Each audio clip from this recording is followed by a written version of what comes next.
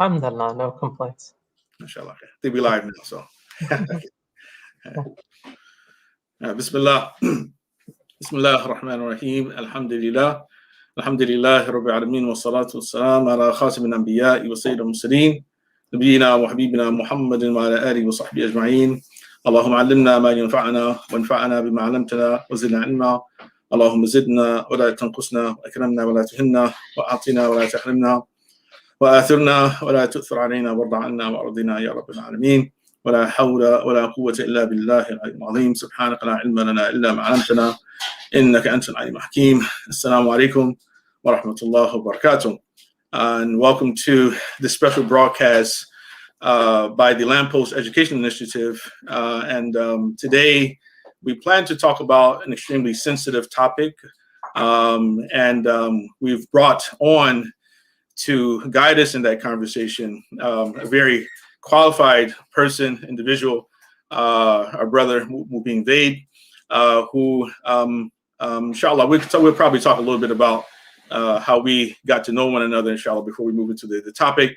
But Mobeen Vaid, he has an MA, a master's from the Hartford Seminary.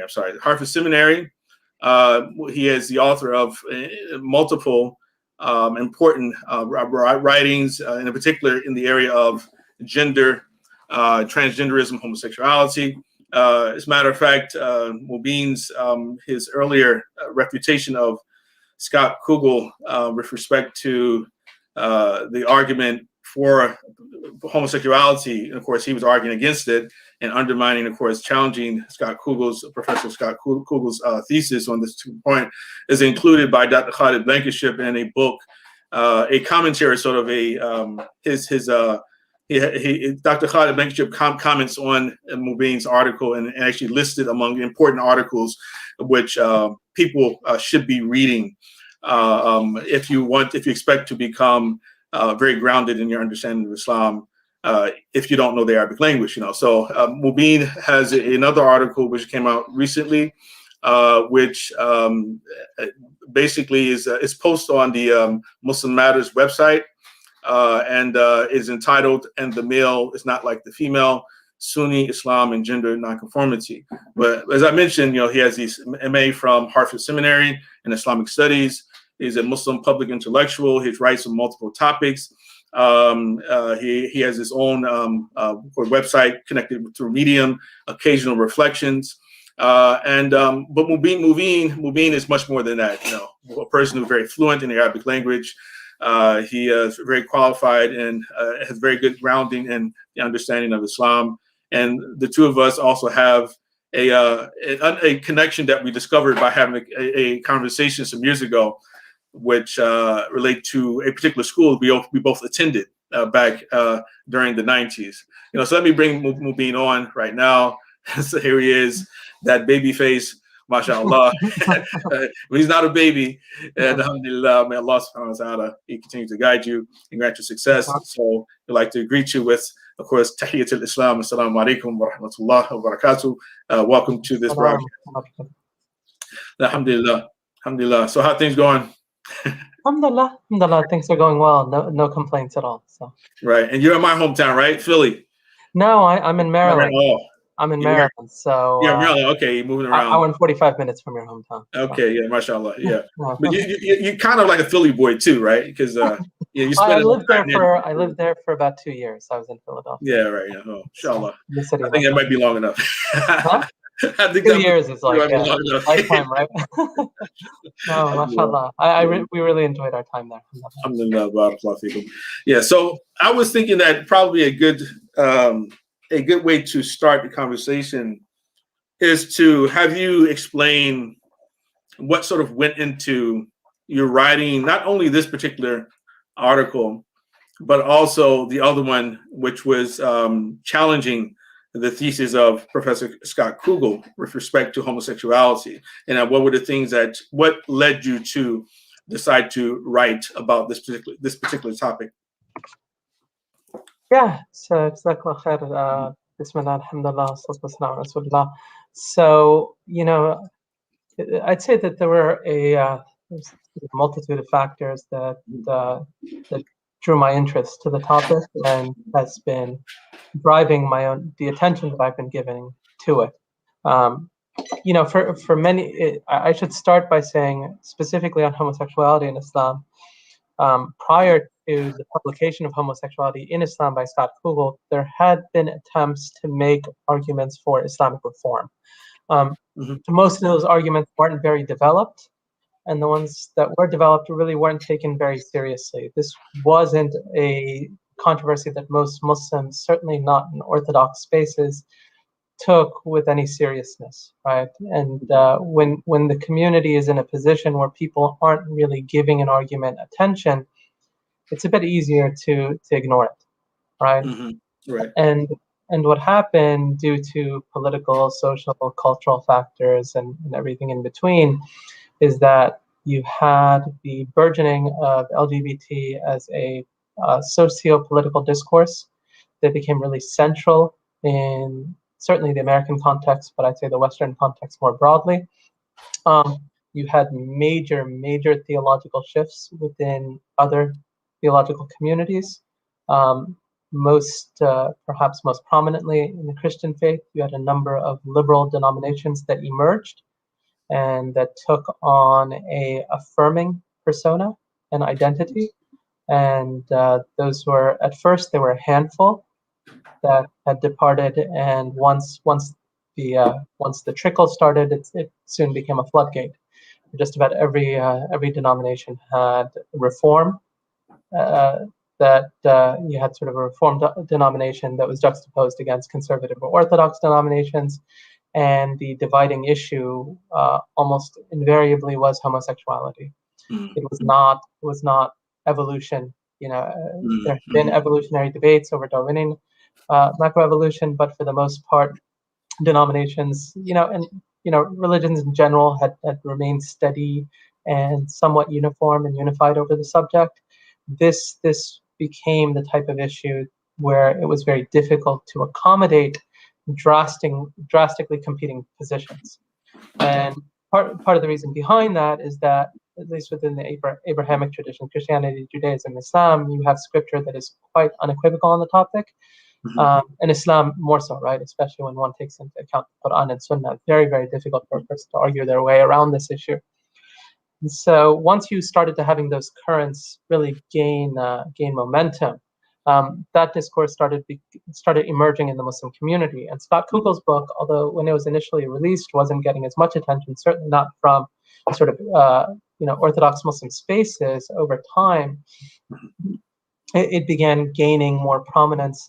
It had, by that point, by the time I wrote a critique of the book, not only had it become a standard point of reference within academic circles, which, okay, we can sort of ignore Muslim academia to a certain extent. It's its own in-group, and it has its own community and discursive space, which is a bit distinct from where the masajid and the actual confessional communities are. But you started hearing it referenced in confessional spaces among people who were at least looking to understand what Islam had on the issue. What you had from Muslims that were actually addressing this topic was still a bit, I'd say, just a bit crude, perhaps, in the sense that it was attempting to address the issue, but it was doing so in a way that took for granted a sort of inbuilt revulsion, right? Which I think is probably still the conventional position of many Muslims in majority Muslim societies, right? You can still speak about, people still talk about it that way, and you can still take for granted that your audience is going to receive it with that sort of underlying sense of disgust. In the West, that was no longer something that could be relied upon, obviously, right? And so you have this discourse that's relatively unsophisticated, is speaking about homosexuality in a way that is a bit sloppy and is not really addressing some of the core criticisms that people are making of the Orthodox Muslim position, which is to say that the Orthodox Muslim position began to get looked at as something that didn't have any theological rigor to it, but simply an artifact of an inherited tradition that Right. people never meaningfully interrogated.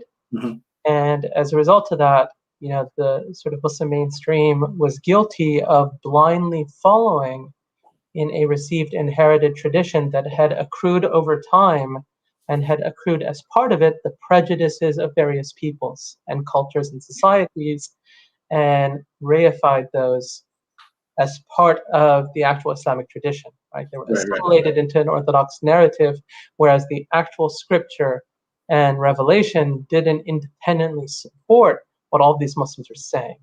Right. And that becomes very difficult when you talk when you're sort of when the public discourse, especially that espoused by Orthodox Muslims, doesn't really address those challenges in a Mhm. serious way and just writes it off as, Right. you write it off as ignorance and jahiliyyah, and you just make takfir and tabdiya. And in some ways that can be useful in certain contexts, right? Situationally and circumstantially, maybe that's good enough. Mhm. But as a normative default position for ministering to a growing number of young Muslims who don't, by default, right, sort of align with those types of views and positions, it was a very unsatisfying discourse. Right. Right. Yeah. Would And you say that? I'm sorry. no, Cut you. go ahead. Now I No, was going to say. Now I was going to ask. Does it seem to you that had Muslims not become as involved in politics as we are today, yeah. that we probably wouldn't be talking about this so much? I don't know. I mean, it's a good question. I think we probably would, only because it's not just politics. It's the Mhm. media, it's what's Right. going on in schools. I Mhm. mean, it's books, right? I mean, the Right. fact that you have so much literature that's being produced to Mhm. convince people of this Mhm. shows you how expansive it is as a cultural movement.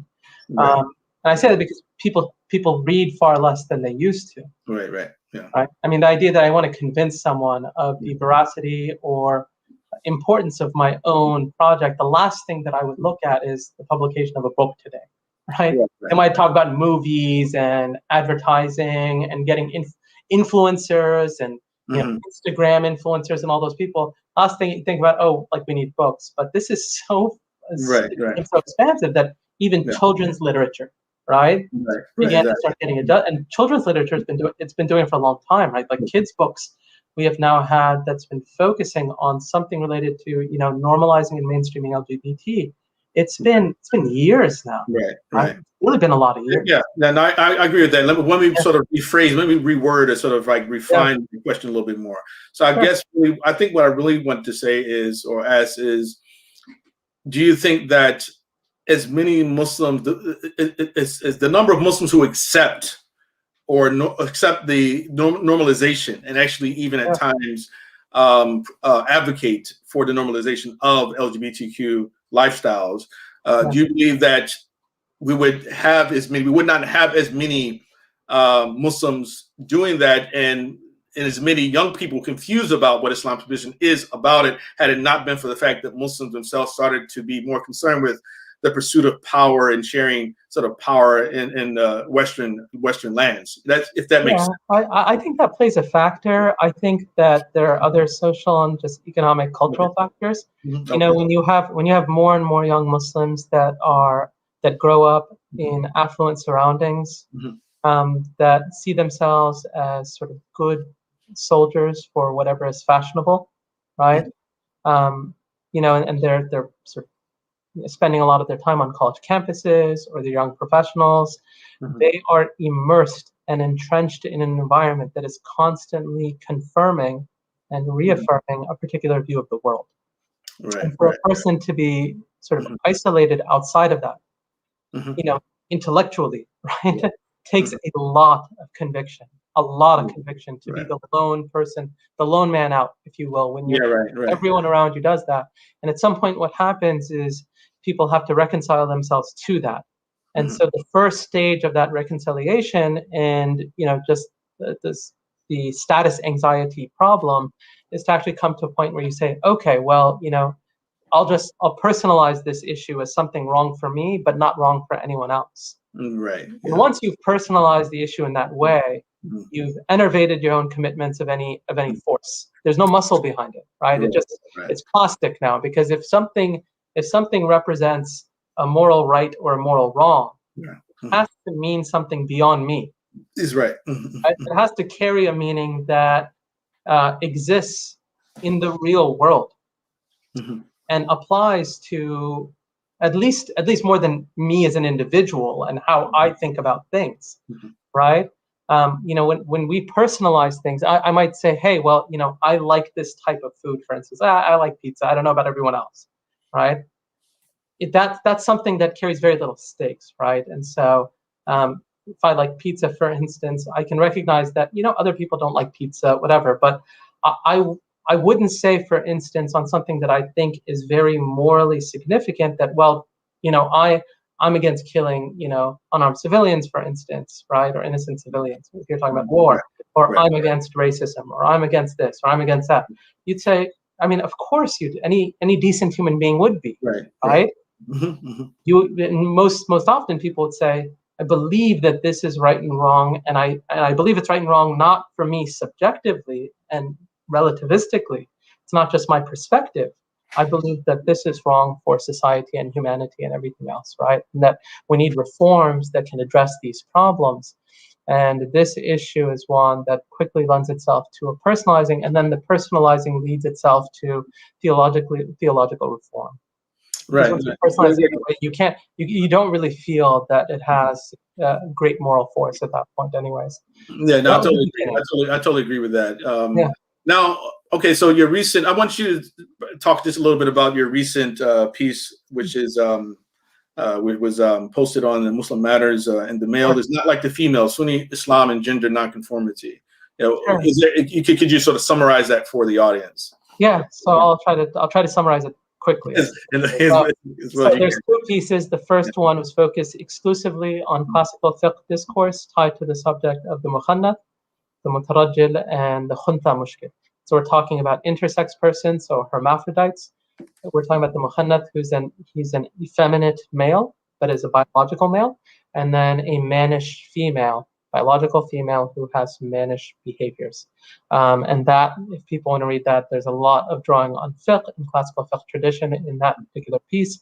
The second piece that was published at the end of last year, so only a couple of weeks ago, was bringing all of that to bear and trying to bring it into conversation with contemporary transgenderism. And it did so on two grounds. First, it tried to address the various discourses that are important to recognize when you talk about transgenderism. So, gender constructionism. So, is gender just something that is socially constructed? The trans brain argument. So, to what degree is transgenderism a reflection of someone's brain phenotype? And do brain morphological patterns give us any indication of a person's gender nonconformity? Psychologically, where are the debates within the field of psychology?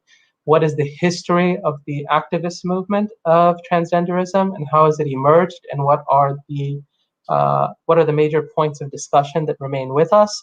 And then finally, theologically, right? How do we look at all of that and conceive of that as Muslims? So those are the various issues, and there were medical things also. The medicalization of individuals. What are the various forms of medicalization, and then side effects, consequences, complications, all of that. So there's a lot of detail in that paper for people who are interested in the subject as well. Right. So, I mean, as you know, of course, being one who's able to delve into the Islamic sources and the authoritative sources of Islam, that our tradition is pretty, dynamic, and is very rich when it comes to dealing with new issues. And the question of, the individual of obscure gender, sort of make it a broad category, is not something new to Islamic jurisprudence. And as you pointed out, of course, the examples of the asexual person, the person who lacks passion, or the individual, the hermaphrodite, even what is called mukhannath, which is one of the categories of people which were dealt with in your writing, and the mukhannath being of two types, right? And I think this is an important point to highlight for the audience, is that the classical scholars actually made a distinction between the individual who has female mannerisms, the gait, the sort of intonation of her voice, et cetera, et cetera. If these are suspected or believed to be, they can be sort of natural sort of things which result from the way that that person's physical being or a person's anatomy has been constructed. And the ulama generally, they did not object to those type of people. But then on the other hand, there were those who actually took on feminine characteristics. In the Prophet ﷺ, he cursed both women who imitated men and men who imitated women. And that in itself, this last point about the curse, I think is an extremely important point to reflect upon, because of the arguments and the debates right now today about whether or not gender is that much different from sex, or if gender itself has no connection to biological sex, right? Yeah. And so fundamentally, it seems that the Prophet ﷺ, he believed that they did have a connection. Otherwise, there wouldn't have been any reason for him to actually curse a person, a woman who acts like a man, or a man who acts like a woman, or a man who dresses like a man, or and vice versa. Right? So, sure. You have anything else to add to that particular point? No, I think that's a very, very good way of putting it. I think people have to recognize that, for people who are congenitally, meaning biologically predisposed to certain behaviors, meaning their voice is, let's say, higher than normal, for instance, such that it's a feminine voice, and something that might, if someone's just talking on the phone, you can get mistaken easily for a woman, or, if a man walks with a particular sway that you look at and say, well, that's a bit flamboyant, or it's more feminine in gait or walk, then, those are things that, to your point, the vast majority of the fuqaha did not blame a person for the emergence and the manifestation of that, because it wasn't regarded as something that they had their own volitional choice, right? It wasn't something that they were doing deliberately. Now, even then, your point, they're simply having that as a part of a person's sort of internal constitution does not give a sort of open license to act and behave in ways that go and extend beyond that, right? So even if a man, for instance, speaks and walks like a woman, it doesn't mean he can dress like one. And that's why, to your point, the hadith of La'an, where you have the hadith of the Prophet ﷺ, La'an al-Nabi ﷺ, al-mukhanathin min al-rijal wal-mutarajalat min nisa, right? That the Prophet ﷺ cursed the effeminate woman and the mannish, the effeminate male and the mannish female. That hadith in Sahih Bukhari actually falls under Kitab al-Libas, right? The chapter on dress. The chapter on dress is where we actually see that. And this is something that a lot of the scholars commented on in general. And so to your point, I think in some ways that can be very eye-opening for Muslims who are unfamiliar with classical fiqh. They're unfamiliar with just how much, it's really remarkable when you read about the Khuntha, the mushkil in general, because it is such an obscure case. It's such an obscure, you're talking about something that is, rarefied, right, amongst humanity. It isn't something that is the norm by any stretch of the imagination. Right. And certainly, even people who are born physiologically ambiguous hermaphrodite, by the time they reach adolescence and puberty, they tend to regularize, right? And you tend to get gender expressed in a way that's far more unambiguous, right? So the masculinity appears post adolescence, right? Because with pubertal development, you have things that generally make it clear what they are, even if you have some ambiguous genitalia issues and things like that. So you don't have a ton of situations where this is occurring, right? Statistically, even in the West, this is a very, very extremely rare condition, and yet you have so much fiqh discussion on that particular scenario. And ikhtilaf, and scholars elaborating what to do with this and what to do with that, and it really is a remarkable point to focus, simply to say that that there was a sense that fiqh had to be in conversation with the possibilities of humanity, right? And I think it's important for us to recognize that what we're dealing with today is certainly a new social phenomenon. But we don't have a new category of humanity. Like we didn't bring a new human being into existence. Right. You know, a lot of people say, "Oh, this is unprecedented." And we'll say, "Well, Mhm. you know, what's unprecedented? Like, we didn't just create a new type of human being, Right. but you Hmm. have people who are living in different ways." Hmm.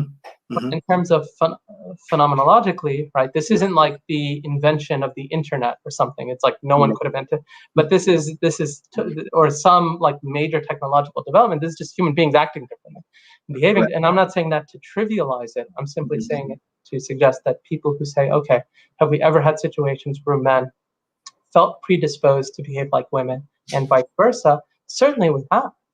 Certainly we have, and that particular subject has been written and spoken about, and you know, you can look to that for inspiration to try to understand how as Muslims we can understand what's going on today. Yeah, I like to take a step back a little bit and talk about the issue of homosexuality overall, right?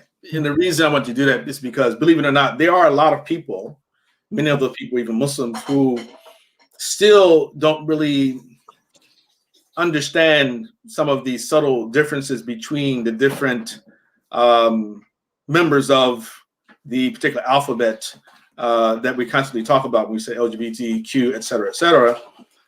And so some people, there are some Muslims, I'm not talking about a large number of Muslims, you know, but it seems like there's still at least people in my life, you know, who, if they see a man dressed as a woman, they just say homosexuality. It says he's homosexual, right? Yeah. Yeah. Right. That's what, you know, so they don't make a distinction between transvestite, transgender, et cetera, et cetera. It's like, you know, a person is gay, right? And which I think is important for us to talk about exactly what is a transgender, but also to talk about the question of whether or not identifying oneself on the basis of your sexual appetite is a valid way to identify yourself from a basic Islamic standpoint. Yeah, well, you know, the alphabet's quite long now, so even I get confused when people spell it out. I'm like, I don't know what's going on anymore. It's too many letters, and Yeah. there are too many obscure groups Hmm. these days. I think obviously there's a great conflation that's taking place when you have an initialism like that. You have a conflation between sexual attraction and who people feel sexually attracted to. Hmm. Um, and even that conflates a lot because it conflates, okay, well, I'm sexually attracted to somebody versus what my identity is, versus how I think about things culturally and politically, versus how I conceive of moral rights and wrongs. I mean, all of these things are conglomerated in a way which makes them totally undifferentiated. The fact that they're undifferentiated presents major theological problems because what you have is people who internalize an identity that prefabricates for them answers to all of those questions, prefabricates for them answers to what is morally right or wrong. It answers for them who their identity is. It tells them how they should think about various causes and how they should think about their politics and how they should think about what's taking place culturally in various spaces. It tells them how they should dress, how they should live, where they should hang out, who they should make friends with. The fact that it encompasses so much makes it such a severe problem because when a person, when a person takes on that type of identity and lives according to the lifestyle that's associated with it, the idea that we can walk up to such a person and try to convince them that there's something morally wrong with the sexual acts that are derivative of those desires is very far-fetched and usually something that people have by that point come to reflexively reject as bigoted and hateful and malicious and everything in between. And so that becomes a very, very complicated issue. Right. Beyond that, I'll say even just on when we talk about homosexuality, there's a lot that's conglomerated in the differences between there are significant differences between lesbianism and male homosexuality. Talk about penis. They're not the same phenomenon sociologically or in sort of a lived capacity. They're very, very different. Mm-hmm. And you'll see actually a number of lesbian writers who write about that. Not just that, lesbianism seems to be a little more volatile in terms of the transitioning between lesbians and eventually transitioning over to becoming bi. That happens less frequently with people who are gay, right? And so again, there are a lot of differences here that are extremely significant, that are worth teasing out, but that would take a long time. Transgenderism itself, in some ways, is at least conceptually contradictory to homosexuality, because homosexuality it's homosexuality. It's I am attracted to someone of the same sex. Transgenderism treats sex as something that is subordinate, and what it's first of all, it tries to render. There are different. I should say that there are different schools of transgenderism, quote unquote. There are those that see sex itself as malleable, that there is no sort of sex-gender distinction, right? Sex and gender are socially constructed. They're both socially constructed. And we see this more and more today, where you'll see, I think the ACLU recently tweeted out something like trans women are women, right? That trans women are women, they tweeted that out. And so when someone makes a comment like that, they're effectively saying that gender identity and sexual identity are one and the same, and they shouldn't be treated with any distinction. So there are those people who say that. Now, for a number of homosexual groups have come out and said, well, hold on, we're not homogender. Right?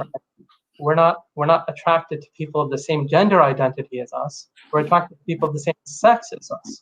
And we believe that our sexual definition that's biological means a whole lot to our lives. And if you remove that from us, right, then our entire social and cultural project makes no sense, right? I mean, it would be the equivalent in some ways of thinking of a racial justice cause that told African American black men that, well, race is all constructed, and because race is constructed, what you're sort of fighting for is a racial identity, but anybody can identify on the basis of their own self-conception with your race as well. And people who you look at and you see as looking like you are, in fact, you can't assume their racial identity, because their racial identity can be entirely different from how you see them, right? And so there's definitely a lot of logical inconsistency. I mean, because even there are many people actually do see, they will acknowledge, they'll say, well, race is socially constructed, but they're treated as if it's not, right? You know, of course, and it's a combination, right? It's a combination, Well, and it's interesting because historically, race is far more constructed than sex. Right. Yeah. I mean, to find racial categorization as a historical matter has differed dramatically between cultures and societies. The idea that the racial classifications that we use and employ today hold water across time and space is a very it's an anachronistic assumption, right? That people make very, very, very quickly. But sexual categorization, classification between men and women is something that has been almost without any real dispute. Right? Historically, you don't have civilizations and societies that do not distinguish between men and women, and order their societies in some ways around those differences. Right? So the sexual difference is at the heart of quite a bit, but in transgenderism, that sexual difference is called into question, and it becomes the edifice from which the entire transgender platform then gets built. And so that's one of the challenges around it. So transgenderism, at least, there's the social aspect of it, which is, well, I should start. There's the psychological aspect of it, which is an individual feeling that their sort of biology is discordant with their actual social identity, which is to say that I was born, or I was rather assigned something. I was assigned this gender at birth, but I'm actually female. And although they would say that, a person can be non-binary as well, in whatever version of non-binary they want to be, for the most part, what you have is sort of men transitioning female, males transitioning, and females transitioning male. So you tend to have still the gender dimorphism, which is being upheld to some extent. Right. But then you have a lot of issues that are underneath that between childhood transgenderism, adult transgenderism, you have intersex syndromes, you have female transgenderism and different forms of female transgenderism, and the studies that have been done on that. You have a lot. that unless you unpackage all of this, you aren't really getting at a lot of the heart of these issues. And Mm-hmm. instead, all you have is just a fashionable social cause with a rainbow behind it that you're Mm-hmm. either supporting or you're not. Right. If you're supporting it, you're good, and if you're not, you're a Yeah, bigot, right? exactly. And I was going to say, I was thinking this earlier on, that I'm certain that there are a lot of people who actually want to tune in for this conversation, but they're afraid that they'll be seen by people they work for, that they actually are watching this particular conversation, which lets you know that, how significant the significant amount of power and pressure has been placed upon different populations to just simply embrace these things uncritically, but it's like it's one of the greatest, I guess you would say, manifestations of mind over matter, in the sense of saying that, well, okay, people, or at least these are assumptions, people are whatever they think they are. You are whatever you think you are, whatever you identify with, and your thoughts determine your biology, right? So what you think, so I was like, since I think I'm a woman, then I'm biologically a woman, whether or not to actually undergo a sex change operation, we would usually what we used to call them. And since I feel like a woman, I must be. And since my mind tells me that I'm a woman, I must make myself look and behave like one as well, which itself is very highly contradictory, because again, many of the same people would say that being a woman is a cultural construct, so you're taught how to be a woman, or you're taught how to be a man. It's all culturally constructed, but it's like, but you say at the beginning that there's a difference between sex and gender, but then you come full circle back around. And similar to this is what you find during the debates about gay rights, when many of them would say to African Americans, that you should be ashamed of yourself, because these are civil rights, just like blacks were fighting for civil rights, and you should be in support of civil rights, as if to claim that the me being gay is just like you being black. In other words, it's like and they used to say they were born that way, of course, until, of course, it became successful. So we don't hear a lot of conversation about that anymore. But that my race and what I look like, my color of my skin is a different genus than a person's sexual appetite. So yeah, I just wanted to sort of throw that out there. I don't know, you might disagree on some of those points, but I think you're right. I mean, it's interesting. You have had a number of feminists that have come out critical of transgenderism. They're usually disparagingly referred to as TERFs, trans exclusionary radical feminists. Right. So Janice Reynolds, Sheila Jeffries, Germaine Greer, a very prominent feminist writer and thinker. She's not alone. You have a number of homosexual thinkers and queer intellectuals that have come out. You actually have some organizations that have developed. You have the LGB Alliance, which I believe is based out of the UK, that formed sometime in the last year with an explicit mission to promote the LGB cause in lieu of the T. And it makes a lot of criticisms of transgenderism. And so you do have a growing social discourse that's critical of transgenderism, but it's still very much in the margins and a minority of people. Because what's happened is that, what was, especially in the early 2000s, the social cachet that came with coming out of the closet, right? Now it's become a bit cliche, because so many people have come out of the closet, and so many people are gay or lesbian, so many people identify as queer, sort of ambiguously, that you're not really celebrated the same way it used to be. Where that celebration really comes in is when someone declares themselves another gender. And these days, hardly 2 weeks pass without a celebrity or a politician or someone somewhere coming out as an alternative gender, and that's the new coming out of the closet in some ways.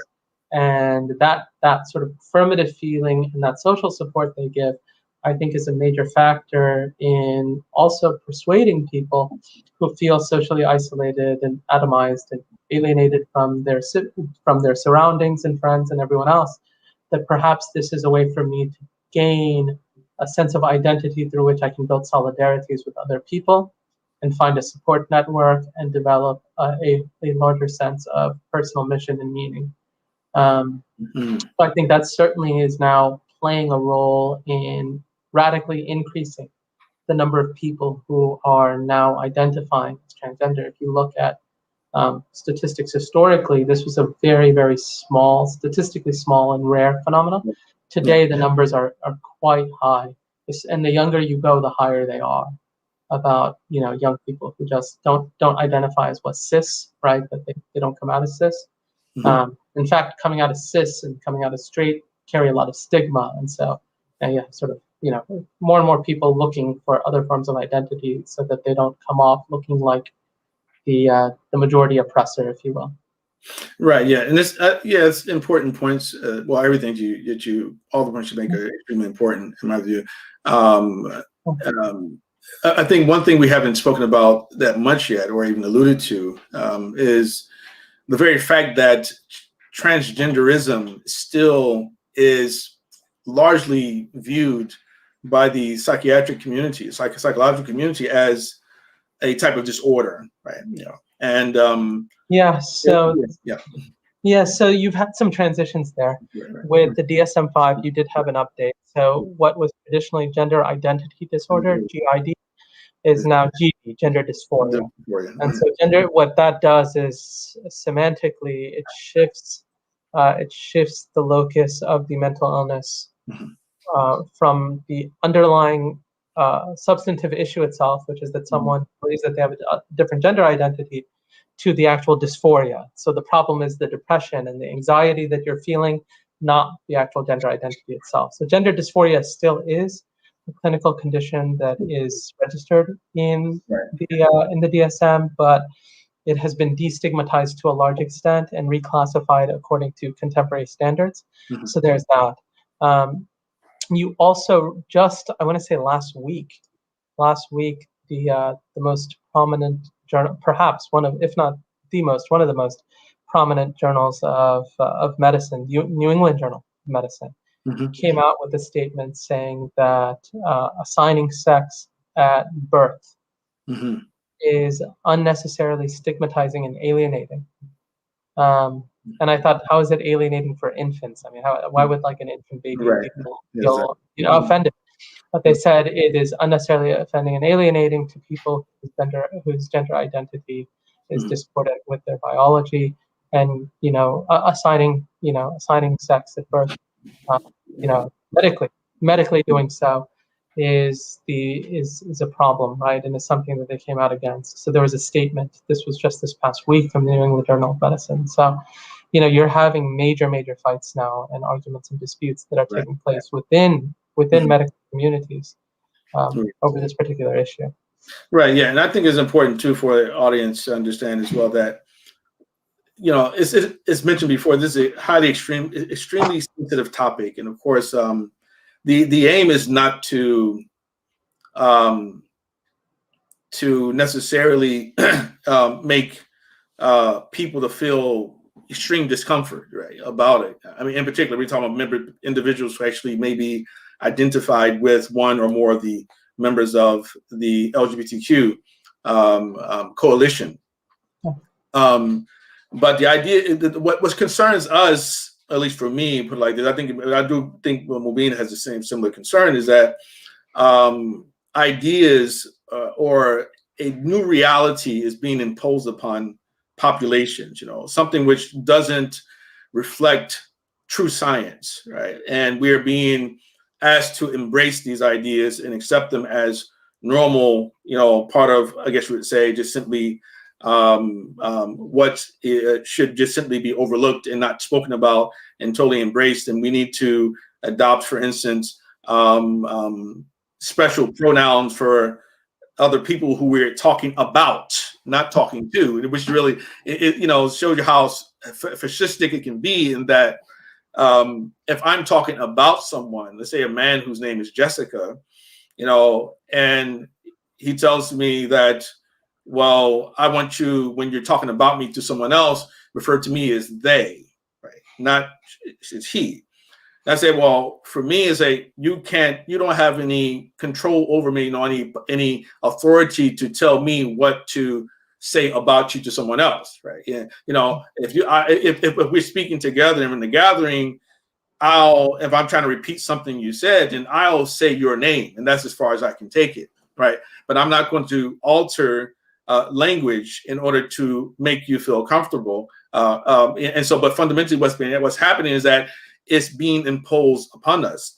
And it's there are two other interesting points I wanted to speak about, which are one, it's interesting that in the Muslim world, Iran, Pakistan, for instance, we know the situations in those countries where Iran, for instance, even going back to Ayatollah Khomeini, where passed a fatwa allowing for the sex change operations. Right? And then you have in Pakistan, they have what they call the third gender, right, which accommodates different types of people as well, right? So that particular phenomenon, I want you to comment about that particular phenomenon, but also the very fact that now President Biden has appointed as Assistant Secretary of Health a transgender.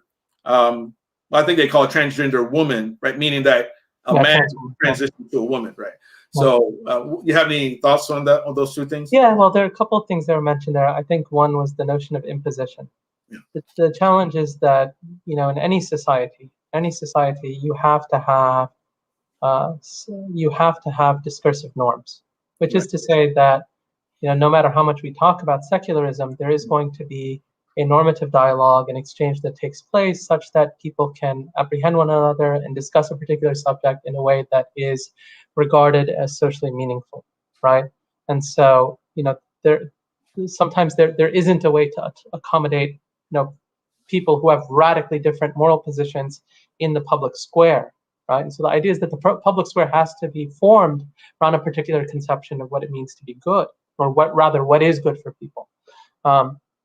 And what you've had over the years, certainly to your point on sort of the impositional capacity, is more and more, as we've discussed up till now, that has been aggressively ascending and promoting and publicizing this entire narrative of what the malleability of gender, right? The malleability of gender, the valorizing of sexual difference, specifically homosexuality, but then even greater sexual categories than that. And when this becomes the presumptive frame through which people look at others, when you hold moral differences with all of this, you can quickly find yourself in a position where you are overwhelmed in the public square. And I think that's important for us because it's not just about, okay, who's dominating a discourse and who's not dominating a discourse.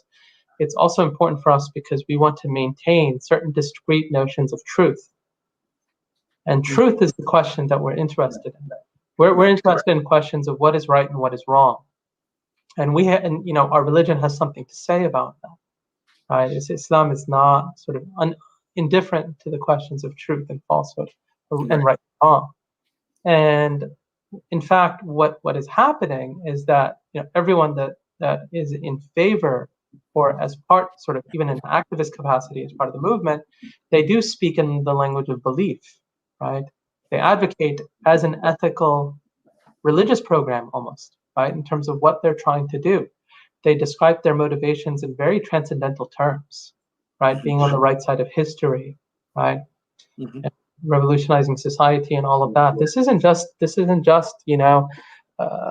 sort of instrumental political activity that they're part of, right? They're not looking at this in some realpolitik form or some Machiavellian exercise. They're looking at this as true believers who believe in the cause. And given that is the case, and given the way in which all of that is, it has very strong theologizing forces attached to it for individuals. If we're not speaking out about it, at a minimum to our own community, what we're doing is leaving many of our community members defenseless to all of this, right? And I think that's a very, very unfortunate position that we've put many Muslims in. So we've put them in a position where they not only don't apprehend what's going on, but the more they follow Muslims and Muslim leaders, the more they can actually get confused about all of this, because there's an absence of real lucid, clear, unambiguous guidance that they can review, and that provides them a way of comprehending everything that's occurring in the world today. Yeah. So I think that's the type of issue that for Muslims we have to be very concerned about, given the fact that these aren't new issues. They've been around now for many years. Right. Mhm. And we should by now have a much more developed discourse on this than we do. Right. Right. On the anthropological notes, quickly, Mhm. obviously Iran is its own case, right? And I've written about that in the second piece as well with Ayatollah Khomeini and his fatwa. And I think Iran actually conducts more sex change surgeries than any country in the world today. I think that's number two. Thailand. I think Thailand is number one. And then they're Okay. number two. Yeah. Okay. Yeah, they're top five. They're top You're five. right. Yeah, Yeah. it's very common there. Yeah. And so I'm not sort of an expert on Iran anthropologically or its Mhm. cultural community or even its theological community and what's been debated around all of that. And so that's probably a different sort of debate. Pakistan, India, I think Bangladesh to a certain extent too, has always had this minority community of the hijras. And the hijras are generally males, biological males, who dress up as women. Oftentimes they wear, makeup and lipstick and all of that. These are. I'd say that the hijra community covers a wide range of individuals. You have some individuals that are simply mentally, psychologically ill. Obviously, some of them do have very, very acute forms of psychological problems. You have others, certainly even these people can have some, but you have a number who were conscripted into that life. They were abducted at a young age. Many of them were castrated as part of the process, and it becomes a way for them to beg for money and to solicit money from people who are walking and coming along. And so you have many of them that will speak in very profane language to people to try to embarrass them or shame them into giving donations. And so even anthropologically, in fact, there was a State Department report.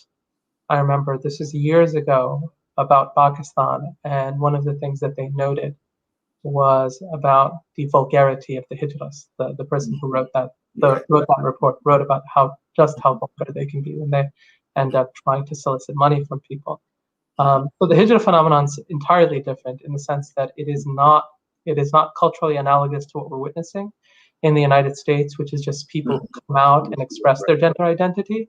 It is far more involved with real objective forms of human oppression, exploitation, demoralization, dysfunction. You have a lot of really significant challenges around that. And I actually find it somewhat unfortunate in that some Muslims having a vague familiarity with sort of the Hijra community in Pakistan and other places will look at that to gain social credibility in the West. They'll say, oh, we had the Hijra community in Pakistan for so many years and this and that, and you Americans are just now coming around to transgenderism or something like that, as if we were ahead of the West, instead of recognizing that no, that's actually a rather unfortunate aspect of society there, and there's real work that needs to take place to help uplift those communities and remediate the type of oppression. I mean, there's a lot of superstition that surrounds the Hijra community as well. There were a lot of beliefs in many places that they carried sort of bad luck for certain things. And so oftentimes when a hijra would pass away, they would get buried at nighttime. Oftentimes it was very difficult for them to find graveyards that they could be buried in. There are just a number of very traumatizing stories about that. And there were other superstitions as well, that they were a good omen or good luck when a child was born. They could come to your house and dance and then lead some dua. And very, very strange things like that. So basically, would you say this is just sort of like an act of compassion that the government, some of these governments are attempting to show compassion to people who they consider to be in a somewhat helpless position, or suffering from some type of you've had some government orders where you have a spate of hijras, for instance, that are being attacked on the streets and physically assaulted, and so you'll have protections that get released for that, and you'll have other protections as well, and laws and policy that's trying to be developed. But those, again, that's entirely disanalogous to what we're seeing here, where transgenderism is in many ways, certainly what we witness of it is it's an elite phenomenon, right? Right, exactly. It's the Jenners, right? I mean, that's really where it entered the public stage Mm-hmm. for most people in America, right? Right. And since then, it's celebrities, it's athletes, it's media personalities, it's influencers, it's people who have wealth and prestige and all of that. Those are the people that have really made the movement what it is, which is entirely different from what you might see there. Right. That's a good point. Very good point. Extremely good point. On the topic, on the subject of clarity, I mean, I've received the message from someone a little while ago, and he said, well, he feels that we still haven't offered clarity about the Islamic ruling on these things. Right. I thought it was obvious based on how we got Yeah, me too. But inshallah. Yeah, no. So if people want to get a more detailed sort of thing on the topic, there is a section in the latest article where it says Islamic transgenderism. I should say that in case it wasn't obvious, which I think you did mention this, where Allah Subhanahu wa Taala, there is no sort of distinction, obviously, between gender and sex, right? Those are seen as that there are only two, right? That there are men and women, and then obviously there's an inclusion for intersex individuals. Biological sex and psychological gender is not distinguished. Imitation of the opposite sex in a deliberate fashion is forbidden, especially in dress and other affectations that a person may take on. Gender transitioning is not recognized. Medical interventions used to support or encourage or further those transitions are forbidden. And so when we talk about hormone therapy and sex change surgeries or sex reassignment surgeries and all of that, those are things rather that are impermissible in Islam. Thank you for the answer. And I think that should, again, this is someone I know. I think he's intelligent enough to know to understand what you just said. But I think he was probably asking for the audience, for the audience to say. And fundamentally, again, yes, homosexual acts are haram. Imitating the opposite sex, you either in their behavior or their dress, haram. As a matter of fact, the Prophet cursed such people. But again, we do want to make a distinction between individuals who actually may have the characteristics of females or males, which is basically a result of just how their dispositions their natural dispositions have been since they were children, right? And so fundamentally, we do want to exercise some compassion towards such people. While at the same time, we should not assume that everyone who claims that perhaps that was the case with them, that we just simply presume that, this is what happened to them as well, that they have always been this way. They may claim that, same thing with those who used to say that I was born gay, that we shouldn't allow ourselves to just uncritically embrace those type of claims without proof. One of the really challenging parts of this discourse is the way care, empathy, and compassion get weaponized.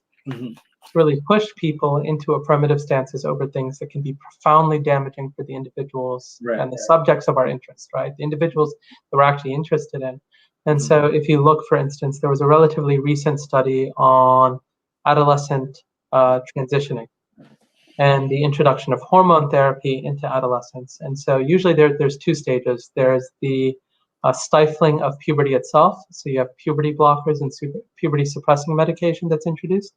And then you also have hormonal therapy, female hormone therapy or male hormone therapy to encourage the alternative hormonal development.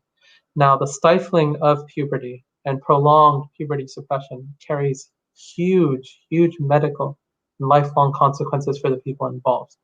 A recent study spoke about bone density and bone development in young people and how I believe over 50% of an adult's bone density develops during puberty, when a person goes through puberty.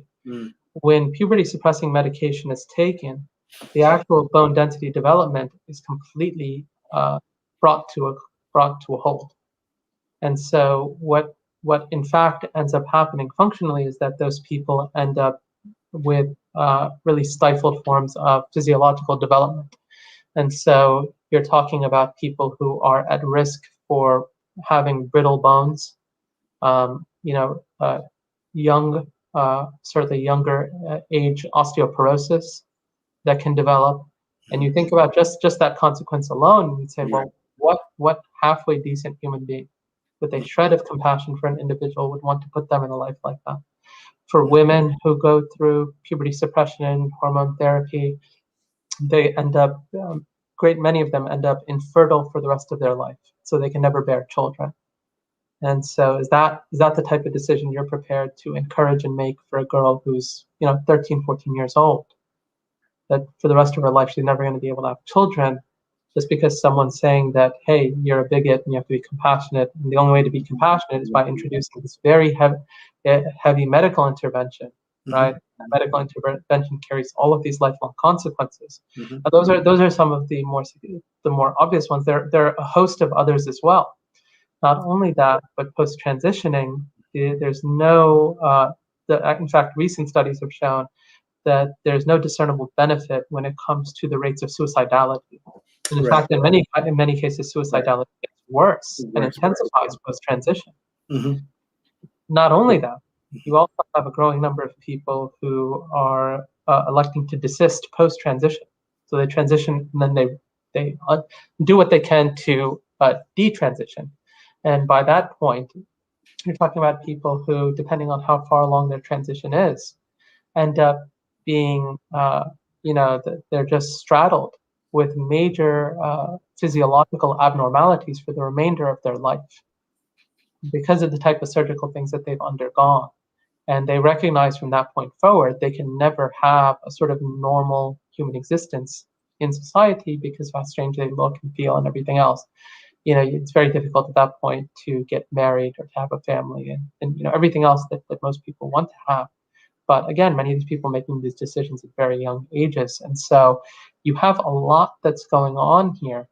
And just to throw the compassionate or wield the compassionate card in a way that plays and exploits people's emotions, I think is an unfortunate part of this. And it's something that we have to have the ability to resist. And we should resist that primarily because we're in fact the ones who are embodying that compassionate ethos, because we want for those people what is good for them. We want what's good for them in this life and what's good for them in the hereafter. Right? And if you're not concerned with this person as an individual and their long-term stability, viability, health, them being able to live a fulfilling life, and them being able to achieve salvation of the akhirah, to be in the company of the Prophet ﷺ, to enter Jannat al-Firdaus, right? I mean, who wouldn't want that for their brother or sister? Really? I mean, a person who is indifferent to that for their brother and sister, there's nothing more callous I can think of than that. There's nothing more obscene than to think of your brother and sister and to not want that for them. Right? So when we talk about compassion, you say, well, where's your humanity? Don't you want these people to stand in front of Allah subhanahu wa ta'ala? Don't you want this for yourself, just the same way you want it for others, right? I mean, this is the essence of faith. This is to be quintessentially committed to Islam as a real sort of convictional Muslim, right? Inshallah. Jazakallah khairan. I'm going to move to some of the questions. And on the topic of compassion, I think this one is appropriate to ask. Is one of our questions to ask this question. What about the number of people who leave Islam and their families because they are gay, lesbian, or trans, or those who are gay, lesbian, or trans and hide it from their families and communities? Yeah, I mean, that's a good question. It's obviously a serious one, right? And there's a way that we should try to minister to those people. I think that I think there are two levels at which obviously we can address those types of situations. One is we have a discourse that can actually allow them to apprehend and comprehend what our faith says, and a way that they can reconceive of themselves, both from an identity perspective, but also sociologically, how they can participate in communities and all the places in which they can discover a life of fulfillment and meaning and everything else. So I think that's part of it. I think it's also important for people to recognize that what we're talking about is sin, and sin is significant. Right? Right. Sin is significant in the eyes of God, no question about it. Right. Some of these, perhaps, if a person habituates themselves to it, it becomes a type of major sin, right? We're not talking about minor sins at all. But at the same time, even a major sin that a person repeatedly falls into is not nearly as bad as a life of kufr and disbelief, Right. right? Right. So when we talk about the greatest sin in the eyes of God, we're talking about kufr, right? The denial of revelation, the denial of God's revelation and His commands and His instruction. And so, look, I mean, people are going to find faith difficult. Mm-hmm. That's always been the case. It has not. I don't know whether we have ever had a time or place where faith just came to people easy, and that they just imbibed it and lived it without undergoing really significant challenges and tests in their lives.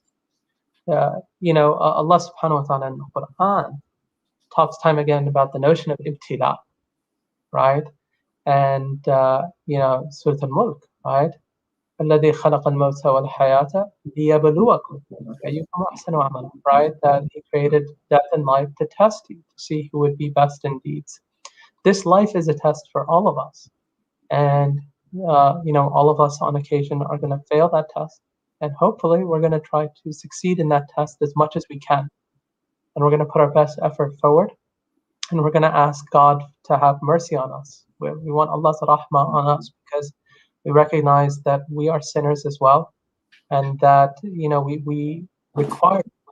have no option. If Allah subhanahu wa ta'ala chooses to not have mercy on us, then who's going to have mercy on us, right? And so we need to bring that conversation and dialogue to the table. Now, if people are resistant to that and say the only articulation of faith that I can enter is one that affirms my moral conception of what I believe to be right and wrong, all of these domains of life, and I want to be affirmed fully and totally as who I am, then faith cannot be reconfigured and reformed to accommodate what you want it to be. Mm-hmm. Right? You have the hadith in, I believe it's in Arba'in al-Nawawiyah, right? Yeah, one of the Arba'in hadith where the Prophet ﷺ, he said, none of you believes, la yu'minu ahadukum, until, right? Until your hawa, right, sort of aligns bima ji'tu bi, right, with what I've brought, right? حتى يتبع هواه بما جئت به, right? أو كما قال عليه الصلاة والسلام. Until your sort of desires accord and align with what I brought, right? That's what the Prophet said. And implicit in that statement is that a person may desire things that are not aligned with the Sunnah of the Prophet and his life and his guidance, right? Or revelation, right? They might find some of it difficult on them. And they may look at it and say, well, these aspects of faith are extremely difficult for me for any number of reasons, right?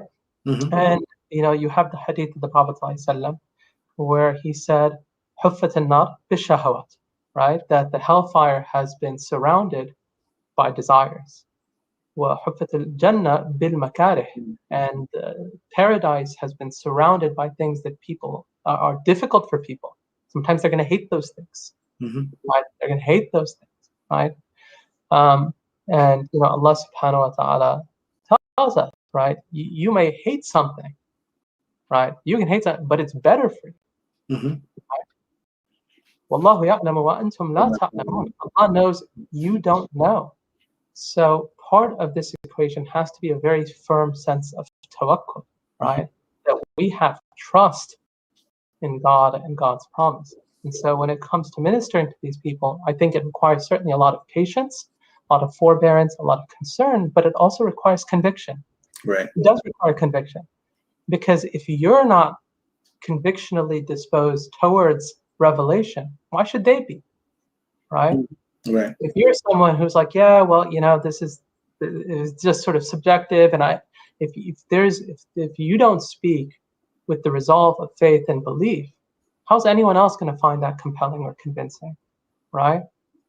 And so I think that's absolutely important, essential to the maintenance of any form of belief in the face of people who are struggling with it. Yeah, it's called Islam. I mean, the religion Yeah, is called Islam. You know, it's yeah, submission. And then we know the number of quotes we can bring to support or to reinforce this idea, about the importance of submitting to Allah subhanahu wa ta'ala, and how your faith is not perfect, it's not complete until you accept what the Messenger alayhi salam has brought us, right? yeah. So you wanted to go ahead. You wanted to add something? No, no, I would probably respond with that, right? And I'd say there's a good article. This is to mention there's a good article that was published on Muslim Matters called "From a Same-Sex Attracted Muslim." Right. That's an excellent article to review. There's a group called Straight Struggle. There's a link to that group. It's an anonymous online community of people who have same-sex attractions and desires, and people who are struggling with that and want to find a support group and community of Muslims who really believe in the Quran and Sunnah firmly, right? But are struggling with these things. They can find others who are in their same boat, and so there's that community that they can sign up for. There's actually a podcast series that was done by Brother Waheed Jensen. Waheed and I actually co-wrote the latest "The Male Is Not Like the Female" transgender piece, and that podcast is called "Away Beyond the Rainbow." Away Beyond the Rainbow, and I want to say there's like 40 episodes, and each one is almost 2 hours long. It's just unbelievable. You look at it and say, mashallah, this guy has put out a lot of material. A tremendous amount of research has gone into that podcast. It is unbelievably informative. And Waheed himself is someone who has same-sex attractions, or rather experiences them as a sort of dominant or exclusive. I don't know. He's not trying to validate it. He's not. He's not. And he I think that podcast is a really good resource for people as well. So there are some good resources out there that if people want to review them, inshallah they can. And my articles, I understand many of them are more academic, and so they may not have the same level of accessibility, but I think these articles and that podcast series certainly does. And then there are other lectures I've given as well, which I think are perhaps easier to digest and review. Here's another simple question: what are the hijab rules around female to male trans individuals? So it's still a female. Biologically, we're talking about FTM, right? We're talking about a biological female that is now identifying as a male and presumably dressing up as one. And so, Allahumma musta'an, Sheikh, I'll leave the fiqh question for you, because I don't want to hedge on a fiqh question. No, I think you answered it. I mean, that was, it's, you can't change your biology by simply severing parts of your body and adding other parts onto your body, from other people's bodies. That doesn't change your biology. You're still, X or XY.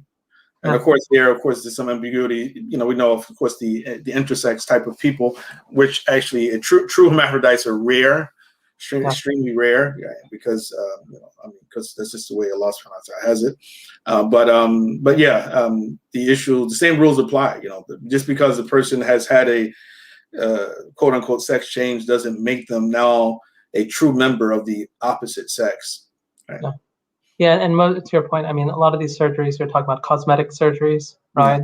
Mm-hmm. You're not changing a person genetically, cellularly, right? At sort of deeper levels, there are aspects of that biology that you cannot eliminate. So, right. So here's a somewhat comment and question. No, I guess, it was addressed to one of our other commenters. Is how is gender identity a whole different thing? Okay, maybe that's not for you. Maybe you can skip that one for now. All right, but if you'd like to comment on it, go right ahead. If you'd like to add anything to that. No, I mean, I don't know what. I guess he just mentions what does he mention here? What did he mention again? Sorry, I lost where. Yes, I think it was taken off, right? Because how is gender identity a whole different thing? Allah Ta'ala tells us that Shaitan promises, I will command them so they will change the creation of Allah. So apparently there's an argument happening. Okay. Yeah, I mean, right? Yeah, that's what he says, right? That he says that I will have them change. So تغيير خلق الله is what he's referring to, which is the whole notion of changing God's creation. There is a large discourse around that. In fact, I addressed that in the article as well in the part 2. And if you look in the Islam and transgenderism section, actually that verse, I make mention of it because a lot of the fuqaha make mention of it when they talk about this issue. So jazakumullah khair for bringing up the ayah. That's sort of a good reference point. Right. So I'm trying to find some questions here. I see there was a lot of discussion back and forth between some people. So one person says, I personally think the pronoun thing is a bit too much to expect from everybody. I love it if I wasn't called the N-word by non-Black people. Okay, we know what that's going to take. We don't want to get into race right now. Okay. Actually, let me see if I can have any actual questions here. Okay, let's move. Just a bunch of people arguing with each other. Is that where we're heading? Right. It's a very highly sensitive topic. Yeah. And everybody, it seems like they're, somewhat having fun, I guess. So he's talking about people coming to feel that they're trans. Nobody should even care there. You can keep scrolling down until I come across a question. Okay, questions addressed to other commenters. So the one person says in reference to another. I won't post the question itself. Okay. So it says, were you listening at the start? Okay, that's not even pertinent to us, right? I have to read that on the slide. Okay. I see the question mark, and I assume that's a question for us. Yeah. What's your point? Also saying, all right, those are so. Does anyone have a question for our presenter tonight, our Ustadh Mobeen, Vaid? So I think we had two so far, and there's a conversation happening. Okay, here's one. How would you handle your own child who is saying they are trans? Okay. Yeah, I mean, may Allah protect our children. I mean. That's a tough issue. I would do as much as possible to reorient them and to try to figure out what the source of the confusion is and how I can remediate that. I think it's something that has to be taken quite seriously. I don't think you want to overreact in a way that could, depending on the situation, it may just be, an innocent question from some like curious child who heard the word, right, or something like that. But it could also be a situation where you have young people who are being fed a particular narrative, and the longer that narrative is given time to marinate, the more it solidifies, right, and calcifies, and becomes an essential part of that person's identity. In fact, even many of the sexologists who write on this, they'll say that the first thing you should do and strive for is making sure that does not really develop and germinate, right? It isn't given the air to breathe, but instead you're reinforcing your child as what they are. And I think a good part of that is, if it's a young boy, you not only tell them, hey, no, why would you think that you're not a boy, but to give them the reinforcement to be a boy in the company of other men. So spending more time with their fathers and their, if they have brothers who are siblings and things like that, and help be in positive and encouraging ways where they feel collectively part of the group, right? I think that's very important. And likewise the girls, right? If girls are feeling this way and they feel like, oh, I'm not really a girl and this and that, have them spend more time with mothers and sisters and things like that, so they can feel a real, meaningful part that. That they recognize, and they can see themselves in other women and in other men. They can see themselves as part of that, right, instead of outside of it. Mm-hmm. Allah knows best. Yeah. All right, so another question. Assalamu alaikum. Wa alaikum assalam. If a woman is clearly attracted to other women, why wouldn't Muslim women guard themselves by remaining in hijab? If that is known that a woman is attracted to women, then that is the recommendation, right? And some ulama actually say an obligation upon those women who are not attracted to other women, that they maintain their hijab in front of those women who they know are attracted to them. And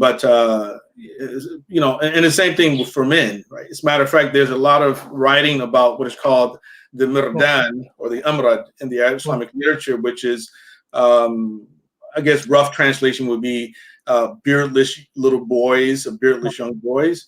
An adolescent boy, yeah. Right. And so the ulama actually forbade men, from being in seclusion with those boys, Yeah. out of fear that they may be attracted to them because they remind them of women, right? So you do have those type of injunctions in Islamic literature. No, and to your point on that issue, you have great scholars who have written about that. I mean, I remember the first time I came across it. It was I want to say it was Ibn al-Jawzi rahimahullah in his Dam al-Hawa, where he was talking about this, and he talked about the adolescent young boy, and he was just mentioning this as religious instruction, saying that if you find yourself attracted, don't stay around them, right? If they come and you're teaching a class, move or don't look. It was something along those lines, but paraphrasing. But you can see that it wasn't something that he sort of attached any additional stigma to, but there was a sense of, okay, if there is that attraction, you have to guard yourself as an individual, right? The same way you would around anyone else, right? So, Allah. Here's another question. Should we leave the West, since this is becoming so common in these countries, to protect the next generations? Yeah, I mean, this is always an important question. I always say I don't know that I see myself in a position to tell people where they should live. I think Muslims should choose to live in a place that they believe is best for their families and their faith. They should live in a place that they believe is best for their families and their faith. Now, this issue is a global phenomenon, so it's not something that's so easy to run away from. I do recognize that the phenomenon is stronger in Western countries than it is in non-Western ones. Non-Western ones can have their own set of issues and problems that are not easy to overcome. And so, there are different places and societies that have challenges and problems. Not all of them are identical.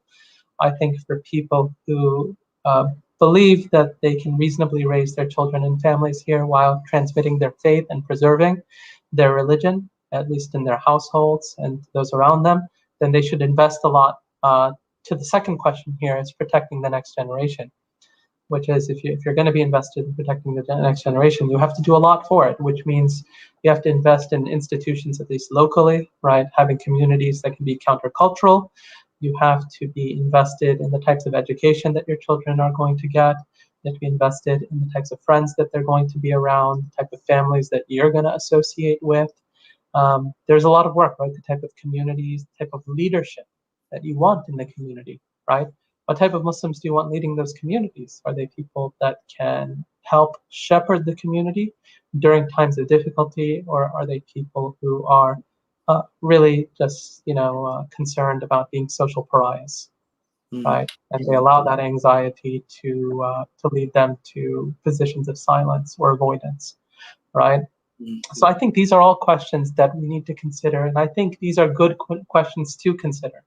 I don't think those are bad questions, right? About, okay, where am I going to live for my family? Then how am I going to protect my children, right? This is an essential question that I think anybody who is faithful should try to ask themselves and try to understand. And Allah knows best. I don't know if you have anything on that, Jay. No, alhamdulillah.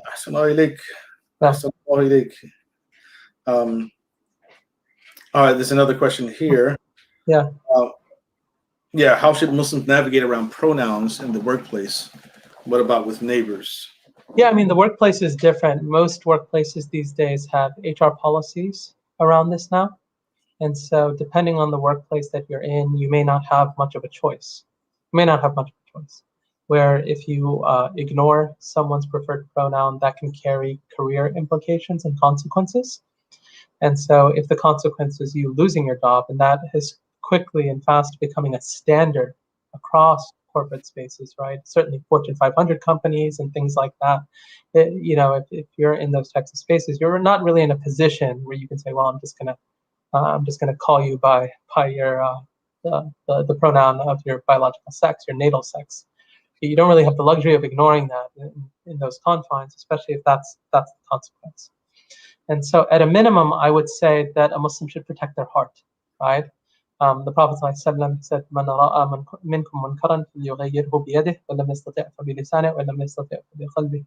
Right? Or kama qala alayhi salatu wassalam, that whoever amongst you sees some evil, let him change it with his hands. If he can't, with his tongues. And then if he can't with his tongue, then at least with his heart. That is the weakest faith.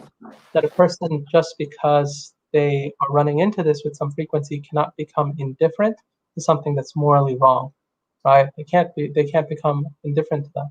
I think neighbors are obviously a different story, because these are people now that you do have some ability to converse and build a relationship with. And if you do build a relationship with them, then you can try to navigate or integrate into that relationship some measure of your own moral confidence and your own moral expression, such that you can say, look, I respect you, I love you as my neighbor, and just the same way, you want good for them, right? Just the same way, you would hope that they would want good for you, and part of that should be to at least convey sort of Islamic understanding on these issues at some point, right? And then normalize that and regularize that as your pattern of discussion and discourse with that person in a way that doesn't have to be confrontational, aggressive, or demeaning, but can be normatively orthodox. I think that's obviously the better situation. It may take some time, Allah knows that. But I think at the workplace is a different situation, simply because of all of the regulations that govern the workplace, and now what the consequences are for one step out of bounds. Microaggression, one Yeah. micro. Oh, it does not take much anymore for a person to jeopardize their employment, especially at large companies. I mean, it's not going to take long. So. Right. About three more questions, inshallah. So this next one is, how should a parent handle a child born with male and female private parts? So this is a hermaphrodite. We're talking about someone that's born with both male and female private parts. Yes, that's a good question, right? A lot of the fuqaha would say that what you have in terms of the khunta is that, traditionally speaking, there was a lot of, sort of what seems to be the dominant private part, where urine comes out of and things like that. Today, certainly, we can evaluate things like, what is a person genetically and biologically, above and beyond the sort of the sort of genitalia, right? Such that we can identify that it is a boy or it is a girl. That type of identification, at least biologically, is much easier to do, right? That's not something that you usually don't have someone that is fully and totally biologically androgynous, just internally and externally, right? Typically, what you have is externally something that is more a sort of disorder of some sort, and so that they have an additional appendage or something like that, in which situation I suppose that a person should evaluate the medical options for normalizing them. And so corrective procedures there's no problem associated with corrective procedures for people who have aberrant biological features. And Allah knows best. Allah knows best. Here's another similar question. In light of this topic, how should parents, masajid, and Islamic schools address sex education? Yeah, that's a good question. Well, I think it's tough. On the one hand, I do think that Western societies expose young people to a heck of a lot of sex at a very young age, at an age where many of them are not mentally or psychologically or emotionally ready for being thrust into this huge and just really heavy discussion about gender and gender identity and homosexuality and all of this type of stuff. I mean, it's very, very heavy dialogue for someone who's 5, 6, 7 years old, right? And that seems to be when a lot of this discussion begins to start in public schools. And so I think and it's tough because there's a certain extent to which you can't really inoculate children from this because they're getting exposed to it at younger and younger ages. In an ideal world, we'd be able to wait a little bit till kids grow up a little, and then once they're a little bit older, you can begin having those discussions with them when they're also mentally a bit more developed and they hit the right ages. I think that our educational approach should be child appropriate and age appropriate. So sort of what age they're at, it should address them in a way that's appropriate for their age. And so, for very young children, you may not even talk about sex or gender, anything. You just talk about moms and dads and families, and you give them more just basic family education. And a lot of that can be healthy, right? You can integrate into it a lot of importance around things like birrul walidain and being good to one's parents, and what it means to be a good son or what it means to be a good daughter and things like that, right? You can teach very basic things like that at a very young age. I think this is one of those areas where obviously we have a lot of work to do when it comes to developing and building out material that can address some of these issues, especially at sort of the right age ranges. I think that I know that there are Christian groups who have literature that's out there. Some of it is not heavily interspersed with any explicitly Christian theological dogma. It's things that anyone who sort of believes in God can use. So some of those materials might be useful for our own purposes. I'd say that those are the types of books that we should probably review before we start taking them on, but they're probably worth taking a look at least. Um, and then obviously when kids, as they get older, right, that education needs to take on more forthright and explicit terms, and forthright and explicit terms in ways that are not just like profane or lurid or anything like that, but are really just honest about sexual difference, what sex is and where it's situated between or within the life of a family and a husband and wife and in women and everything else. And so Allah knows. Alhamdulillah. So before we go to the final question, I remember that someone earlier had asked the question, is the A part of the LGBTQ? The A? A, yeah, so they have the LGBTQIAA. The initialism can get quite long. And by A, you're referring to asexual, I'm assuming? Yeah, I think so. I'm pretty sure. Yeah, there are two A's actually.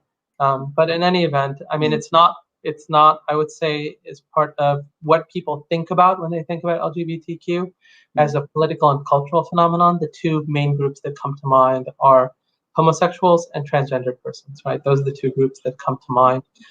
Even bi, I would say, play a very small part of it. Bisexuals aren't really a major sort of identity category with their own movement. They're just kind of lumped in there a little bit.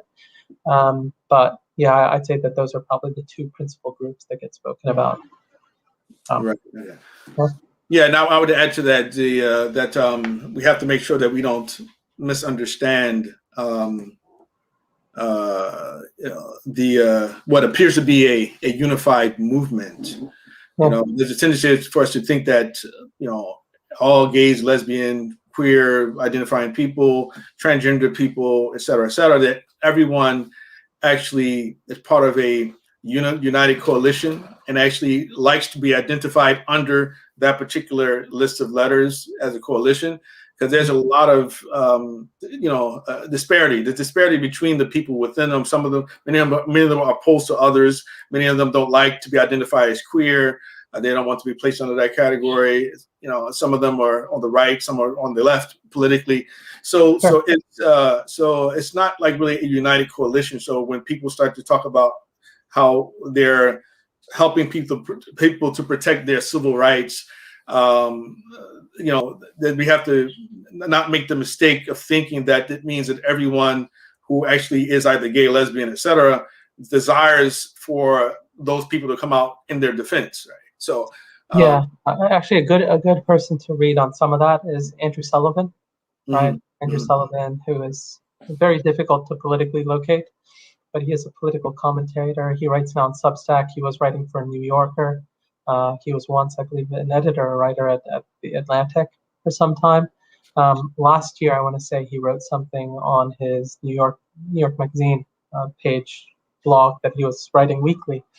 Or updating weekly. He had a piece on just reflecting on the LGBT movement. And Andrew Sullivan was a person who was very active when it came to marriage equality and that sort of the gay marriage movement. He himself is gay, right, and identifies that way and all of that. And one of the things that he's in fact quite critical of the entire LGBT activist movement in current.